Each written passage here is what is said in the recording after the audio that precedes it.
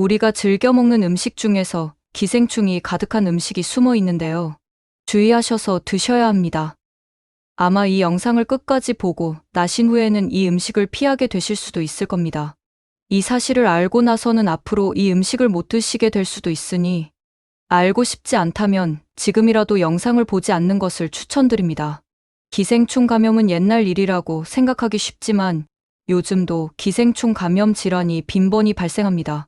질병관리본부 자료에 따르면 2018년 한 해 동안 기생충 감염증으로 공식 신고된 환자 수만 2,700명이 넘습니다.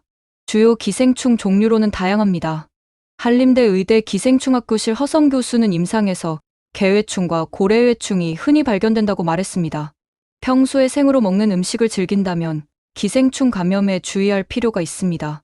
개회충과 간흡충 등에 감염될 경우에 가벼운 몸살과 복통을 앓게 되며 심하면 백내장, 척수염, 내막염 등이 발생할 위험도 있습니다. 강에서 잡은 민물고기를 익히지 않고 회로 먹으면 간흡충에 감염되기 쉽습니다. 간흡충은 쓸개즙이 내려오는 통로인 당관에 기생하면서 여러 가지 병을 유발하는 기생충입니다. 상복부 통증과 설사, 발열, 황달 등과 같은 증상이 나타나면 간흡충 감염을 의심할 필요가 있는데요.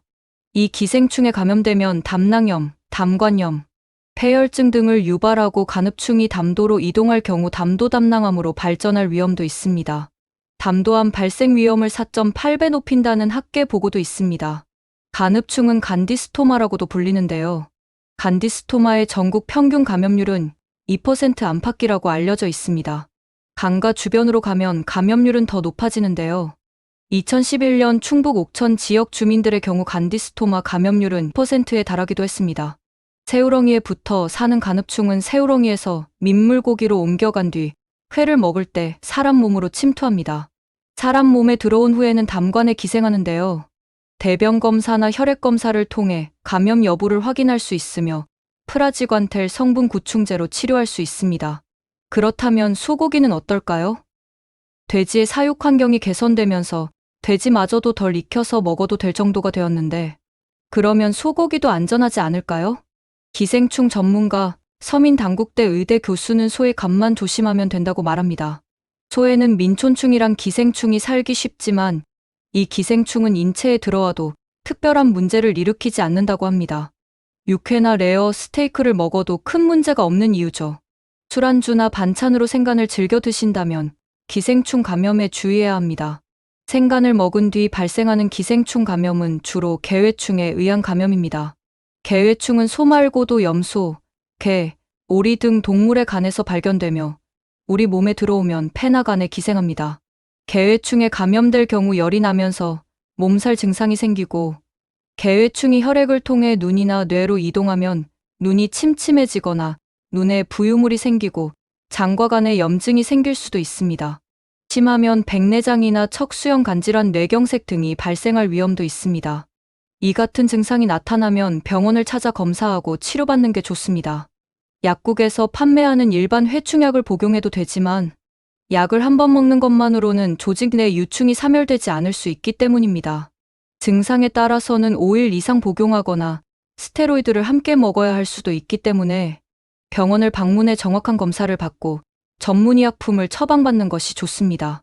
최근 경기 이천시의 한 맥도날드 매장에서 판매 중인 햄버거의 생선살 패티에서 고래회충으로 의심되는 이물질이 나와 논란이 됐습니다. 구매자 A씨의 패티를 수거해 JTBC가 대학교 연구팀에 의뢰한 결과 복통을 유발한 물질은 패티 안에 고래회충인 것으로 추정됐습니다. A씨의 자녀는 햄버거를 먹은 후 복통을 호소했다고 합니다. 고래회충은 고래류 등 바다에 사는 포유류에 기생하는 회충으로 바다 생선을 통해 사람에게 옮겨집니다. 2cm에서 3cm 정도 길이의 고래회충 유충은 위장벽을 파고들어 통증을 유발합니다. 이것이 인체 안으로 들어오면 몇 시간 내로 구토와 급성복통, 위궤양 형성 등을 일으킵니다. 주로 연어, 혹돔, 명태, 고등어, 오징어, 광어 등을 날로 먹고 위장관 증상이 나타나는 경우에 고래회충을 의심해 볼 수 있습니다. 감염 부위는 80% 이상이 위장이고 소장, 대장, 식도 등으로 이동하기도 합니다. 기생충을 제거하면 완치되며 특별한 후유증은 없습니다. 고래회충이 의심된다면 내시경을 통해 진단을 받아보는 것이 좋은데요. 내시경을 시행해 유충을 제거할 수 있습니다. 고래 회충 감염을 예방하려면 바다 생선을 날로 먹지 않는 게 좋습니다. 보관법도 중요한데요. 영하 20도 이하에서 냉동 보관하거나 60도 이상 온도에서 1분 이상 가열하면 사멸합니다. 신선도가 떨어지기 전에 신속히 내장을 제거해 보관하거나 충분히 가열 조리해 섭취해야 합니다. 기생충에 감염되지 않으려면 음식을 익혀 먹고 1년에 한 번씩 알벤다졸이나 플루벤다졸 성분 구충제를 복용하는 것이 좋습니다. 알벤다졸, 플루벤다졸은 몸속 기생충 이 포도당과 같은 체내 영양소를 흡수하는 것을 막아 사멸시킵니다. 특히 공복에 먹으면 기생충 사멸 효과가 높다고 합니다. 다만 구충제를 먹은 뒤에도 계속해서 항문 부위가 가렵고 복통, 버짐 등과 같은 증상이 있다면 병원 검사를 통해 전문 의약품을 복용해야 합니다. 이 부분에서 추가적으로 말씀드리고 싶은 것은 구충제 섭취에 관련해서는 의견이 갈리는 부분이 있습니다. 구충제 섭취를 권하는 전문가와 구충제를 복용할 필요가 없다는 전문가의 의견이 대립되는데요. 허성 교수는 회충을 예방하기 위해 구충제를 주기적으로 복용할 필요는 없다고 말하고 있습니다. 회충 양성률이 평균 0.1%도 되지 않는 데다 약을 먹은 후 20시간이 지나면 반감기로 인해 약물의 혈중 농도가 떨어져 효과가 유지되지 못한다는 이유입니다. 허성 교수는 기생충 감염으로 인한 증상이 있어도 약을 안 쓰고 나아지는 경우도 많은 편이라며 심한 증상이 지속되는 등 필요한 경우에 의사의 판단하에 약을 써서 치료하는 게 적절하다고 말합니다. 오늘은 기생충에 감염될 우려가 있는 음식에 대해서 알아보았는데요. 말씀드린 음식들이 무조건적으로 기생충이 있으니 드시지 말라는 것이 아니며 분명한 영양학적 이점을 가지고 있는 훌륭한 음식들이 맞습니다. 그러나 기생충의 몸에 미치는 유해성과 감염 사례를 초점으로 주의하시길 바라는 마음에서 영상을 제작한 것이니 오해 없으시길 바라겠습니다.